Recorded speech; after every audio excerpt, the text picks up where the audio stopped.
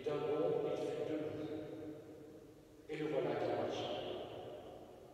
Il entra avec eux dans le temple, marchant, gambadant et louant Dieu. Tout le peuple le vit marcher et louer Dieu, on le reconnaissait. C'était bien lui qui demandait au monde, assis à la belle porte du temple.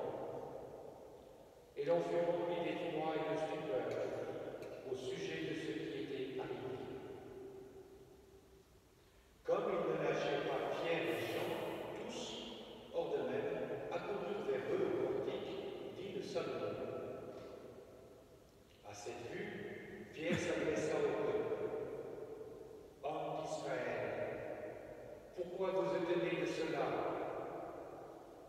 Qu'avez-vous à nous regarder comme si ce n'était pas notre propre puissance ou grâce à notre pitié que nous avons fait marcher cet homme? Le Dieu d'Abraham, d'Isaac et de Jacob, le Dieu de nos pères, a glorifié son serviteur Jésus, que vous avez livré et que vous avez renié devant Pilate, alors qu'il était décidé à le relâcher. Mais vous avez chargé le saint et le juste.